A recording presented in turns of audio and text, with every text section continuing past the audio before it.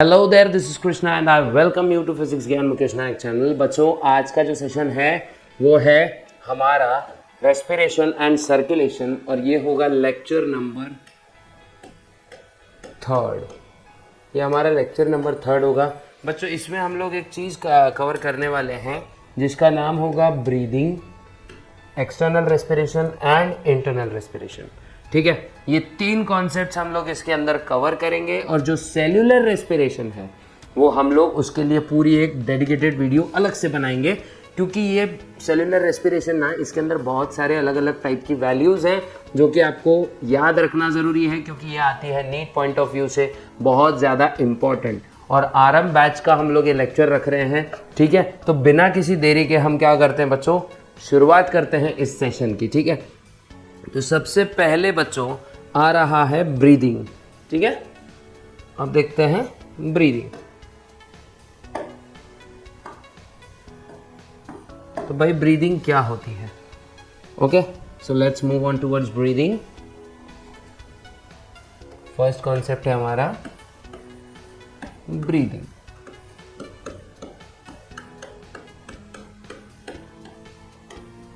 ठीक है, ये होगा हमारा फर्स्ट कॉन्सेप्ट जिसका नाम होगा ब्रीदिंग। अब ब्रीदिंग बच्चों होती क्या है? रेस्पिरेशन को आज तक हम क्या करते थे पता है क्या? ब्रीदिंग से कंफ्यूज कर देते थे। लेकिन ब्रीदिंग होता है एक ऐसा प्रोसेस जिसमें गैसियस एक्सचेंज होता है between atmosphere and the lungs, है ना। मतलब गैसियस एक्सचेंज हो रहा है एटमॉस्फेयर और लंग्स के बीच में। फॉर एग्जाम्पल, हम सांस ले रहे हैं, हम सांस रिलीज कर रहे हैं। ठीक है, वापस हम सांस ले रहे हैं, हम सांस रिलीज कर रहे हैं। तो ये ऐसा प्रोसेस होगा बच्चों जिसमें हम लोग ऑक्सीजन रिच एयर को अंदर लेंगे लंग्स के अंदर, और CO2 रिच एयर हमारे लंग्स बाहर की तरफ रिलीज कर देंगे। तो हम सीधा सीधा लिख सकते हैं ना, द प्रोसेस ऐसा, द प्रोसेस इन विच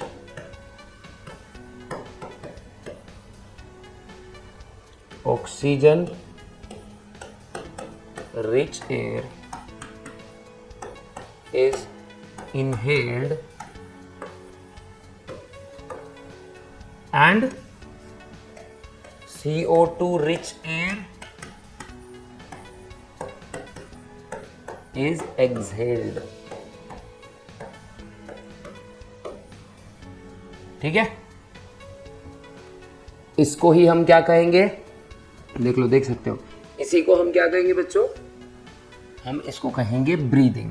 अब ब्रीदिंग ना, ब्रीदिंग जो है इसके मतलब 2 फेजेस होते हैं, या फिर ऐसा बोलूंगा मैं 2 प्रकार की ब्रीदिंग होती है। एक इंस्पिरेशन होगा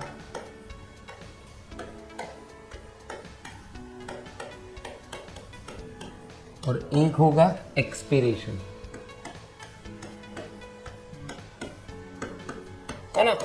इंस्पिरेशन एंड एक्सपिरेशन, ये 2 टाइप की ब्रीदिंग्स होगी, जिसमें फर्स्ट वन है बच्चों इंस्पिरेशन एंड सेकेंड वन है एक्सपिरेशन। अब इंस्पिरेशन और एक्सपिरेशन मतलब क्या होता है ये देखते हैं। तो हम यहाँ लिखते हैं बच्चों, इंस्पिरेशन मतलब what is mean by inspiration, है ना। इसमें ही फर्स्ट वाला देखते हैं, इंस्पिरेशन, है ना। इंस्पिरेशन मतलब क्या होता है, यही देखना है। इंस्पिरेशन मतलब क्या होता है बच्चों? तो इंस्पिरेशन का मीनिंग क्या होता है भाई? ये ऐसी प्रोसेस होगी जिसमें ऑक्सीजन जो है लंग्स में लिया जाएगा, या फिर हम लोग टेक्सचुअल लैंग्वेज में बोले तो the atmospheric air is taken into the lungs. ठीक है, ये बात याद रखो। यहाँ पे क्या हो रहा है, the process in which atmospheric air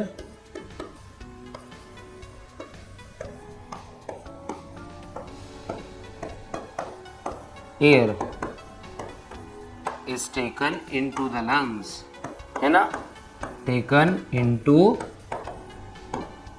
lungs। atmospheric rich air is taken into the lungs। और इसी प्रोसेस को हम लोग इंस्पिरेशन बोलते हैं। अब इंस्पिरेशन कब होता है ये भी आप लोग को पता रहना चाहिए, है ना। अब क्या होता है, अपने लंग्स के नीचे क्या होता है, एक ऑर्गन होता है अगर आपको स्क्रीनशॉट लेना है तो बच्चों ले सकते हो, ठीक है इसका, ठीक है। तो अगर अपने लंग्स में क्या होता है पता है क्या, लंग्स के नीचे एक मस्कुलर बैंड लाइक स्ट्रक्चर होता है जिसको हम क्या बोलते हैं, डायफ्राम। अब डायफ्राम क्या करता है, डायफ्राम जब ऐसे नीचे की तरफ खींचा चला जाएगा तब यहाँ पे प्रोड्यूस होता है, यहाँ पे क्या होता है, एयर जो है अंदर जाती है। अंदर क्यों जा रही है, क्योंकि देखो जब डायफ्राम नीचे जाता है तो लंग्स जो है ना बड़े हो जाते हैं, मतलब इसमें प्रेशर कम हो जाता है और बाहर एयर का प्रेशर ज़्यादा रहता है। तो एयर हाई प्रेशर से लो प्रेशर की तरफ मूव करती है और हमारा जो लंग्स है ये पूरे के पूरे फिल हो जाता है एयर से, ठीक है। ये आपको याद रखना पड़ेगा, ओके।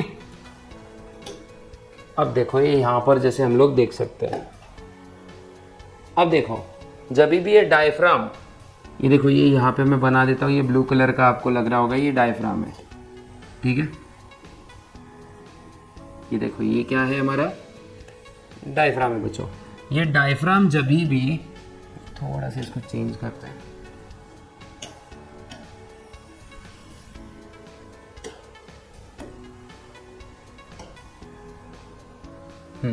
मान लेते हैं रेड से दे देंगे इसको। जब भी ये डायफ्राम नीचे की तरफ मूव होगा, कहाँ मूव होगा बच्चों, नीचे की तरफ, तो एयर जो है ना बच्चों, यहाँ पे प्रेशर जो है ये डिक्रीज हो रहा है और बाहर यहाँ लिख देता हूँ मैं, प्रेशर यहाँ P1, लेटस कंसिडर इसको P1 देते हैं, ये P1 है, यहाँ पे क्या हो रहा है, प्रेशर डिक्रीज हो रहा है और ये एटमॉस्फेरिक प्रेशर यहाँ पे क्या हो रहा है, इंक्रीज हो रहा है। इस वजह से एयर कहाँ पे फ्लो होगी बच्चों, लो प्रेशर, हाई प्रेशर से लो प्रेशर की तरफ, और इसीलिए क्या होगा, एयर अंदर रश आउट करेगी, ठीक है, रश इन करेगी, रश इन रश आउट, ठीक है। तो एयर कहाँ रश करेगी, लंग्स के अंदर, बिकॉज लंग्स का वॉल्यूम बढ़ेगा तो लंग्स में लो प्रेशर क्रिएट होगा, ठीक है। ये आप लोग को याद रखना है। अब यहाँ पे देखो इंस्पिरेशन कब होता है, तो अपन वो पिछला जो डेफिनेशन लिखे थे उसी के बाद का पॉइंट लिख रहे हैं। ड्यूरिंग इंस्पिरेशन, ऐसा लिख देता हूं मैं, ड्यूरिंग इंस्पिरेशन डायफ्राम जो है क्या होता है बच्चों,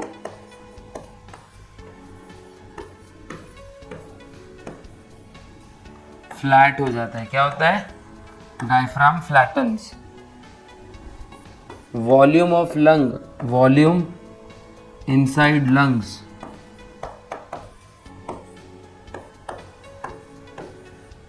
इंक्रीज होता है बच्चों। क्या हो रहा है यहाँ पे,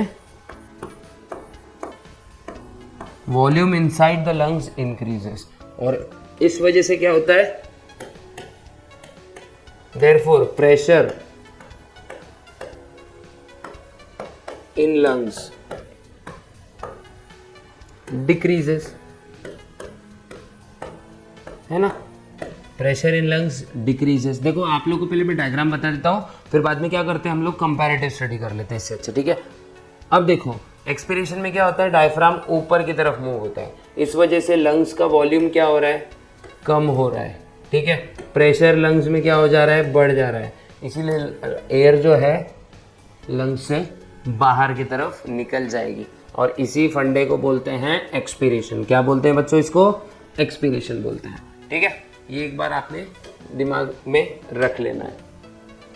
अब इसकी कंपैरेटिव स्टडी करते हैं, एक कॉलम में लिखते हैं इंस्पिरेशन, एक सेकंड,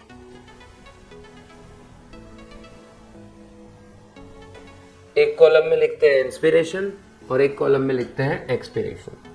तो देखो यहां लिख देते हैं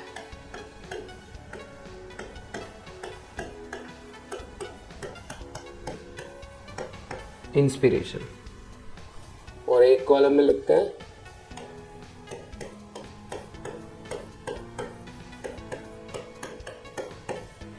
एक्सपिरेशन, ठीक है। मतलब ऐसे दो कॉलम्स बना लेते हैं और दोनों को कंपैरेटिव तरीके से सीखते हैं, ओके। वापस लिखना पड़ेगा,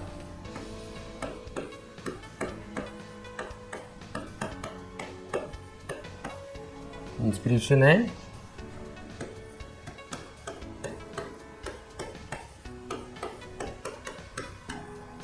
एक्सपिरेशन।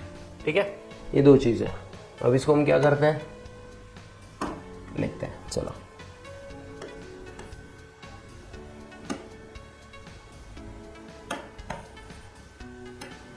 थोड़ा सा साइज कम कर लेते हैं इसका ताकि नोट्स प्रॉपर लिखेंगे। Inspiration and expiration. इंस्पिरेशन में क्या होता है बच्चों, देखो,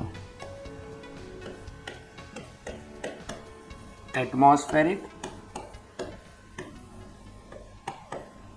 एयर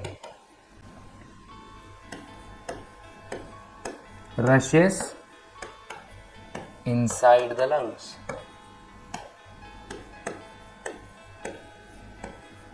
या फिर moves बोल सकते हो। ठीक है, moves inside the lungs। यहाँ क्या होता है, air moves outside the lungs,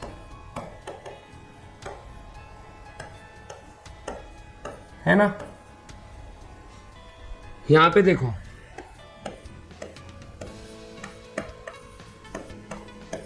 यहाँ डायफ्राम क्या होता है बच्चों, कॉन्ट्रैक्ट होता है, नीचे की तरफ खींच रहा है।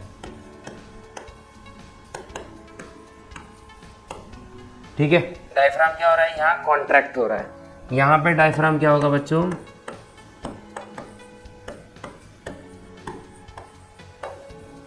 डायफ्राम यहाँ पे होता है रिलैक्स, डायफ्राम रिलैक्सेस, यहाँ डायफ्राम कॉन्ट्रैक्ट्स। अब इसके बाद डायफ्राम कॉन्ट्रैक्ट हो रहा है, डायफ्राम रिलैक्स हो रहा है, तो इस वजह से डायफ्राम जैसे कॉन्ट्रैक्ट हुआ तो volume inside the lungs, volume inside lungs, ठीक है, इंक्रीजेस। और यहां पे देखो, वॉल्यूम इनसाइड लंग्स डिक्रीजेस, है ना। Volume inside the lungs increases, यहाँ पे डिक्रीजेस। प्रेशर जो है लोअर्स, और यहाँ पे प्रेशर जो है राइजेस। ये सब लंग्स के अंदर की बात कर रहा हूं मैं, ठीक है। Pressure inside the lungs lowers, और यहाँ क्या होता है, pressure inside the lung rises. Therefore air अंदर रश करती है फर्स्ट केस में, और एयर बाहर रश करती है सेकेंड केस में, और यही है ब्रीदिंग फिनोमेना। समझ गया बच्चों?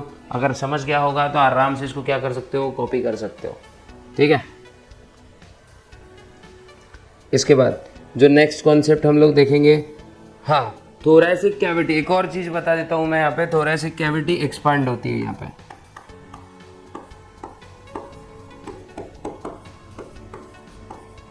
यानी जो चेस्ट रीजन है ना, ऐसा बड़ा हो जाता है, ठीक है, एक्सपांड्स। और यहाँ पे थोरैसिक कैविटी क्या होती है, थोरैसिक कैविटी डिक्रीजेस।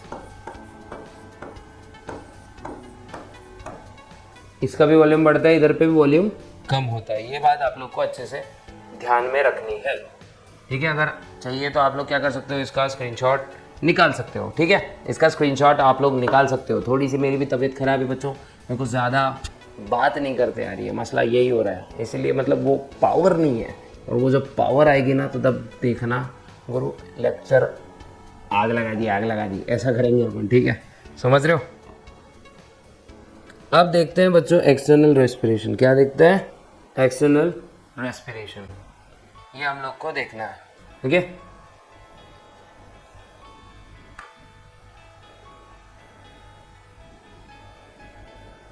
अब देखो एक्सटर्नल रेस्पिरेशन देखते हैं, तो ताकि आप लोग को आराम से चीज़ें पता चलेगी इसमें। एक्सटर्नल रेस्पिरेशन, उसके बाद में होगा इंटरनल रेस्पिरेशन, और फिर लास्ट में होगा सेलुलर रेस्पिरेशन, ठीक है। तो हम कोशिश करेंगे इंटरनल रेस्पिरेशन तक कवर करने की, क्योंकि बड़ा कॉन्सेप्ट है इंटरनल, और अगर जमा तो हम क्या कर सकते हैं, इंटरनल और जो सेलुलर रेस्पिरेशन है उसके लिए एक अलग से डेडिकेटेड वीडियो बनाते हैं, ठीक है। क्योंकि कॉन्सेप्चुअल चीज़ें हैं, मज़ा तब आएगा जब हर चीज़ आपको समझ गई रहेगी अच्छे से, ठीक है। तो अब देखो बच्चों, एक्सटर्नल रेस्पिरेशन या फिर एल्वियोलर रेस्पिरेशन इसको बोल सकते हो, क्योंकि ये कहाँ चल रहा है, एल्वियोलस में। ठीक है, कहाँ चल रहा है ये रेस्पिरेशन, एल्वियोलाई में। एक बार आप लोग गौर से इस डायग्राम को भी देख सकते हो कि भाई ये चीज़ कहाँ चल रही है, टोटल एल्वियोलाई में चल रही है। यहाँ से देखो बच्चों, ये ब्लड कैपिलरी, ये अंदर वाला रीजन जो है ना, ये क्या है, ये पूरा ये एल्वियोलाई है। और ये जो बाहर से ये जो पाइप जा रहा है ना, ये वो क्या है, हमारा ब्लड कैपिलरी है। अब क्या होता है, जब भी एयर ऑक्सीजन जो है ये एल्वियोलाई में आता है, तो ये जो ब्लू कलर के डॉट्स आप देख रहे हो, ये है एक्चुअली डीऑक्सीजनेटेड ब्लड। इसका मतलब इसमें ऑक्सीजन की बहुत ज़्यादा कमी है। तो ऑक्सीजन क्या होता है, सीधा ब्लड में एंटर करता है, और देखो ये ब्लड रेड कलर का यहाँ पे बन रहा है, मतलब कलर के थ्रू बताने की कोशिश कर रही है कि वो ऑक्सीजनेटेड हो रहा है। साथ ही साथ प्लाज्मा में से जो CO2 है एल्वियोलाई में आ जाएगा, और ये बॉडी के बाहर निकल जाएगा थ्रू द एक्सपीरेशन। ठीक है, लेकिन इतना आसानी से नहीं। ठीक है, ये हम लोग को देखना है। तो सबसे पहले देखो बच्चों, एल्वियोलाई जो है इसके ये single layer of squamous epithelium से बना रहेगा। तो पहले क्या करते हैं हम लोग, एल्वियोलाई को समझ लेते हैं। ठीक है, तो इसमें देखो एल्वियोलाई,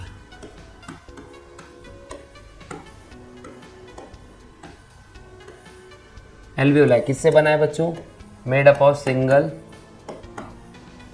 हो गया, एक second, made of single layer of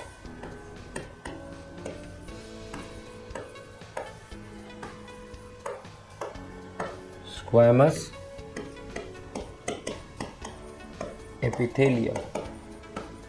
ठीक है, किससे बनता है, ये बहुत ही ज़्यादा पतला होता है, झिल्ली जैसा, और single layer of squamous epithelium से बना रहेगा। और इसके आजू बाजू ना कैपिलरीज का नेटवर्क होगा। ठीक है, एक बात और याद रखना फिर, सराउंडेड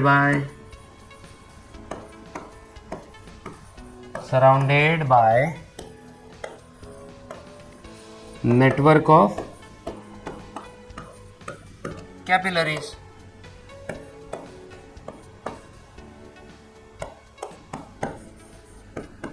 ठीक है, it is surrounded by networks of capillaries. ये आप लोग को अच्छे से ध्यान देना है। ठीक है, द कैपिलरी वॉल, जो कैपिलरी वॉल होती है ये भी स्क्वामस एपिथेलियम से बनी रहती है।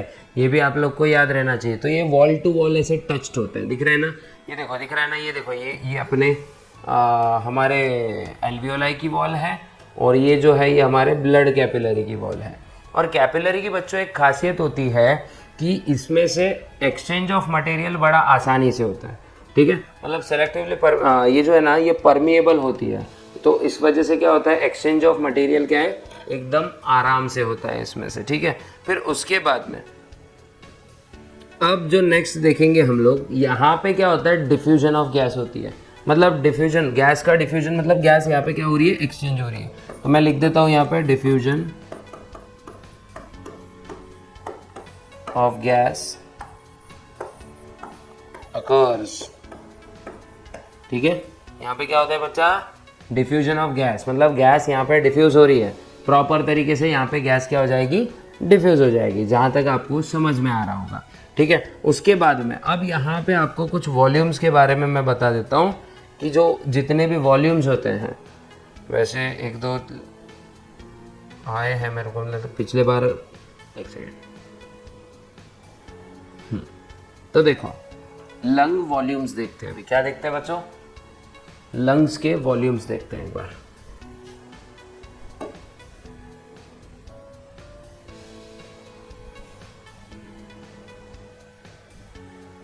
ठीक है, सम लंग वॉल्यूम्स।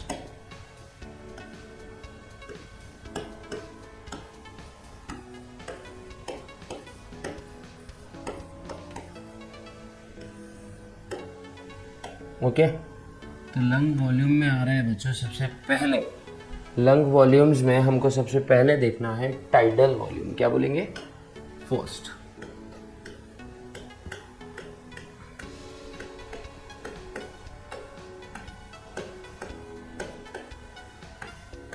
ठीक है, ये देखते हैं हम लोग पहले क्या देखना है अपने को, टाइडल वॉल्यूम। तो ये क्या होता है, ये वॉल्यूम ऑफ एयर होती है, ये वो एयर का वॉल्यूम होगा जो एक्सपायर या इंस्पायर होता है नॉर्मल रेस्पिरेशन के दौरान। मतलब जब हम लोग नॉर्मली रेस्पायर कर रहे हैं तो कितना एयर अंदर जा रहा है और कितना वॉल्यूम ऑफ एयर बाहर आ रहा है, तो ये होता है अपना इंस्पायर्ड और एक्सपायर्ड एयर। ठीक है, तो इसको हम लोग एक अल्टरनेट मार्कर से लिखते हैं। चलो ठीक है, volume of air, volume of air inspired और expired during normal respiration.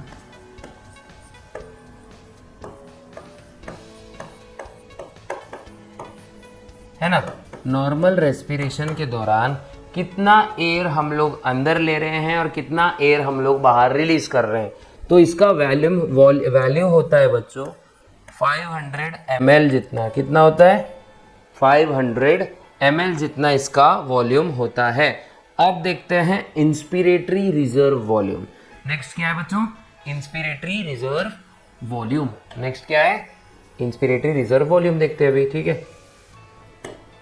Question बोल रखना सेकेंड, ये इंस्पिरेटरी रिजर्व वॉल्यूम। देखो लिख लेना, मैं बोल भी रहा हूँ साथ में, यहाँ शॉर्ट फॉर्म लिख ले रहा हूँ इसका। इंस्पिरेटरी रिजर्व वॉल्यूम ये मैक्सिमम वॉल्यूम ऑफ एयर होता है। ठीक है, और the extra volume of air. अब देखो ये क्या होता है, ये एक्स्ट्रा वॉल्यूम ऑफ एयर होता है जो कि इंस्पायर होता है ड्यूरिंग फोर्सफुल ब्रीदिंग। क्या, मैंने एकदम से सांस ले ली, तो ये फोर्सफुल ब्रीदिंग है। तो नॉर्मल ब्रीदिंग के साथ जो भी एक्स्ट्रा वॉल्यूम ऑफ एयर जा रहा है हमारे लंग्स में, तो वो होता है हमारा इंस्पिरेटरी रिजर्व वॉल्यूम। तो देखो एक सेकेंड, पेन बदल देंगे इसका। The extra volume of air inspired. ठीक है, क्या होता है बच्चों, ये एक्स्ट्रा वॉल्यूम ऑफ एयर होता है जो कि हम इंस्पायर करते हैं या फिर इनहेल करते हैं ड्यूरिंग, कब, ड्यूरिंग फोर्सफुल, क्या बोल रहा हूं मैं, फोर्सफुल इंस्पिरेशन, यानी एकदम से जब सांस ले ली तब।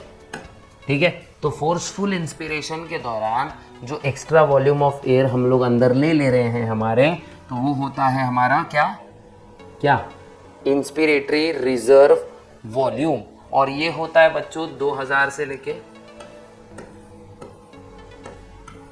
3000 ml तक अननेसेसरी जो एक्स्ट्रा चला गया। ठीक है, it's value is 2000 to 3000 ml। Okay, ये आप लोग को याद रखना पड़ेगा। फिर आता है नेक्स्ट वाला बच्चों, एक्सपिरेटरी रिजर्व वॉल्यूम, ERV। बच्चों आपको ये चीजें याद रखनी है, एमसीक्यू में मोस्ट प्रोबेबली क्या होती है, वैल्यूज ज्यादा आ जाती है, वैल्यूम्स नहीं, इट्स वैल्यूज बहुत ज्यादा आ जाती है। तो देखो कि ERV क्या होता है, देखो सेम है, ज्यादा कुछ वो नहीं है, डिफरेंसेस नहीं है। The maximum volume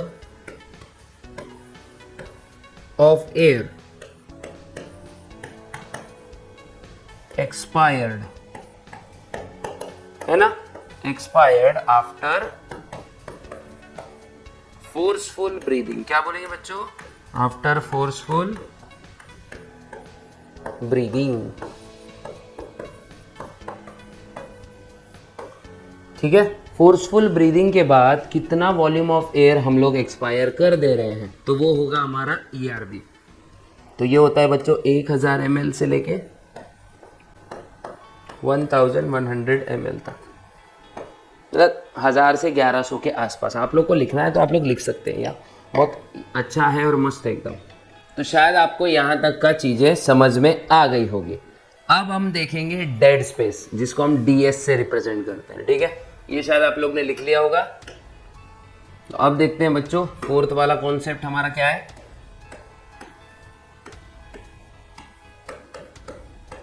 dead space, है ना, जो कि होता है ds। क्या होता है बच्चे, ये होता है ds, डेड स्पेस। तो अब डेड स्पेस क्या होता है बच्चों, देखो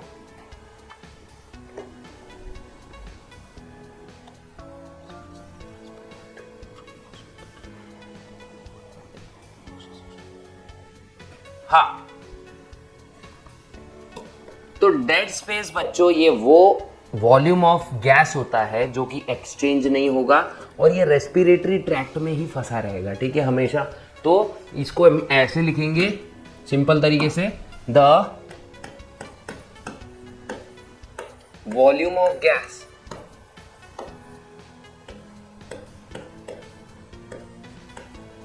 प्रेजेंट इन, क्या बोलेंगे इसको, volume of gas present in respiratory tract. क्या होगा बच्चों, ये रेस्पिरेटरी ट्रैक्ट, ठीक है। ये कहां होगा बच्चों, ये रेस्पिरेटरी ट्रैक्ट में होगा और ये गैसियस एक्सचेंज में पार्टिसिपेट नहीं करेगा। फ्रॉम नोज, देखो नोज से लेके ब्रोंकियोल्स तक जितनी भी एयर ये रेस्पिरेटरी ट्रैक्ट में होगी उसी को हम डेड स्पेस बोलेंगे। एंड नॉट इंक्लूडेड ए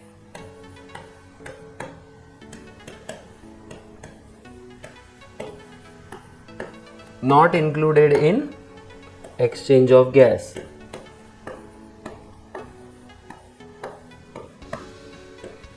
तो ये गैसियस एक्सचेंज में पार्टिसिपेट नहीं करती है, इसी को हम क्या बोलेंगे बच्चों, इसी को हम डेड स्पेस बोलते हैं। और ये लगभग कितना होता है, 150 ml जितना, ठीक है। ये वॉल्यूम फिर से ये वैल्यूज आप याद रखो, देखो वैल्यू और वॉल्यूम में कभी कभी लफड़ा हो जाता है मेरा, ठीक है। तो ये वैल्यूज आप क्या करनी है, आप लोग ने अच्छे से दिमाग में रखनी है, ठीक है। उसके बाद आता है बच्चों रेसिडुअल वॉल्यूम। क्या आता है, फोर्थ हो गया, ये फिफ्थ देखते हैं। रेसिडुअल वॉल्यूम, ठीक है, रेसिडुअल वॉल्यूम। अब रेसिडुअल वॉल्यूम किसको बोलेंगे बच्चों, कहाँ थे हम लोग, रेसिडुअल वॉल्यूम पे। कहाँ थे बच्चों, रेसिडुअल वॉल्यूम पे। तो रेसिडुअल वॉल्यूम क्या होता है, कुछ नहीं, ज्यादा कुछ नहीं भाई। रेसिडुअल वॉल्यूम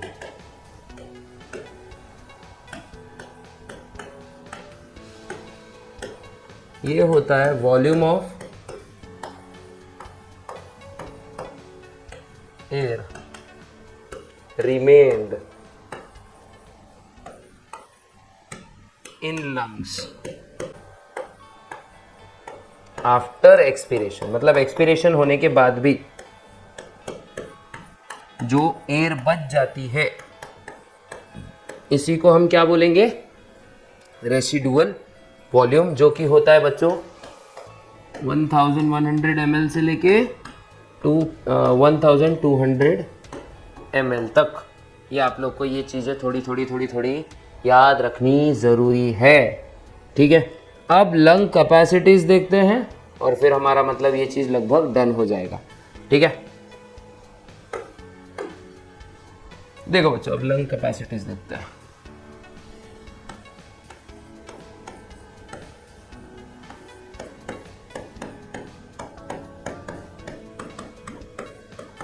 है ना, लंग कैपेसिटीज हम लोग देखने वाले हैं, राइट और नो। लंग कैपेसिटीज देखते हैं तो इसमें पहला है टोटल लंग कैपेसिटी और एक होता है वाइटल कैपेसिटी, ठीक है।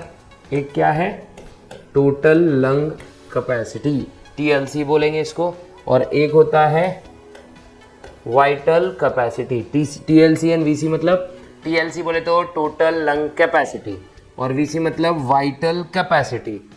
टोटल लंग कैपेसिटी क्या होती है, ये टोटल वॉल्यूम ऑफ एयर होता है जो लंग्स फोर्सफुल इंस्पिरेशन करने के बाद होल्ड करके रख सकता है, ठीक है। मतलब क्या लिखूंगा मैं इसको, टोटल वॉल्यूम ऑफ एयर विच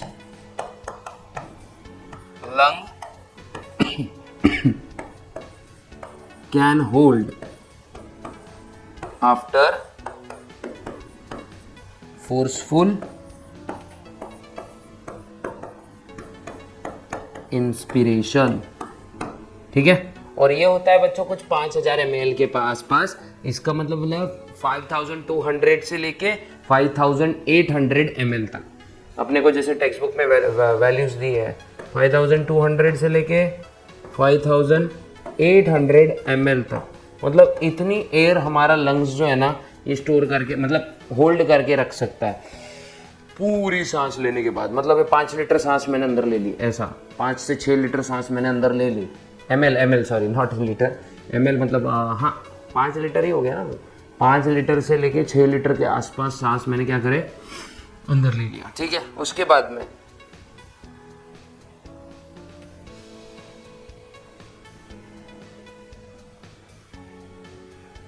अब जो वाइटल कैपेसिटी है तो ये होता है total volume of air we can breathe out.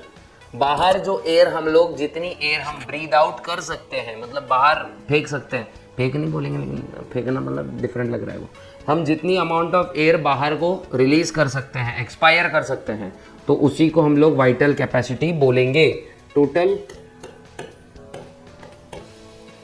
Volume of air which can be expired after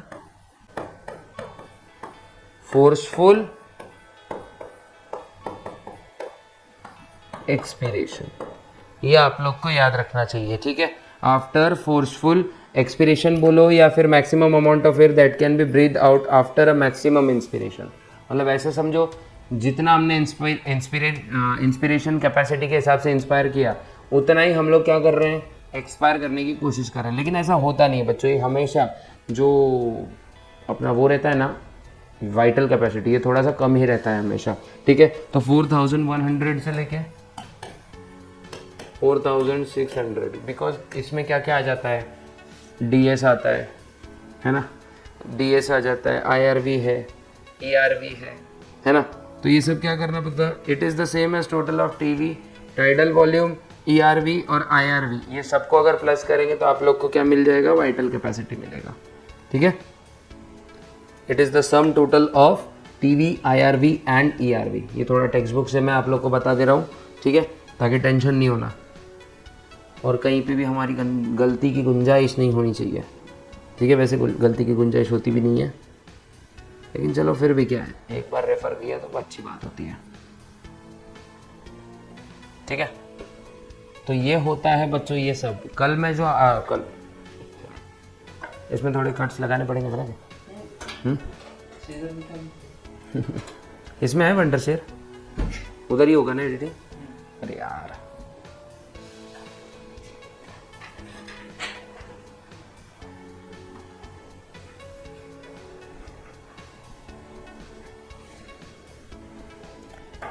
तो लंग कैपेसिटीज देख रहे हैं बच्चों, दो होता है, एक TLC होता है और एक VC होता है। ठीक है, मतलब TLC मतलब टोटल लंग कैपेसिटी और VC मतलब वाइटल कैपेसिटी। तो जो टोटल लंग कैपेसिटी होता है ये total volume of air which lung can hold after a forceful inspiration. मतलब जितना हमने इंस्पायर करा तो जो अमाउंट ऑफ एयर जो है लंग्स होल्ड करके रखेगा उसको ही हम TLC बोलेंगे। और VC मतलब क्या होगा, जितनी एयर हम लोग बाहर निकाल सकते हैं, एक्सपायर कर सकते हैं, उसी को हम बोलते हैं क्या, vital capacity. The maximum amount of air which we can breathe out after maximum inspiration. मतलब TLC के बाद जितनी हम एयर ब्रीथ आउट कर सकते हैं उसी को हम क्या कहेंगे बच्चों, वाइटल कैपेसिटी। और वाइटल कैपेसिटी हमेशा देखो VC किसके बराबर होता है, टाइडल वॉल्यूम के प्लस इंस्पिरेटरी रिजर्व वॉल्यूम के प्लस एक्सपिरेटरी रिजर्व वॉल्यूम के। ये आप लोग को ये चीज़ याद रखना है। ठीक है, समझ गया क्या? तो इसी के साथ हम क्या करेंगे, आज के सेशन को करते हैं डन। अगर आया हो लेक्चर में फन तो नहीं आएगा, लेकिन हाँ तो आया होगा आपको लेक्चर, अगर पसंद आया होगा तो लाइक शेयर सब्सक्राइब ज़रूर करें हमारे चैनल को। शेयर करें ज़रूरतमंदों के साथ जिनको नीड है, जिनको 12th में अच्छे मार्क्स लेने हैं। और हाँ, मिलते हैं ऐसे ही अच्छी वाली वीडियो में, तब तक के लिए गुड बाय, गुड लक, जय हिंद।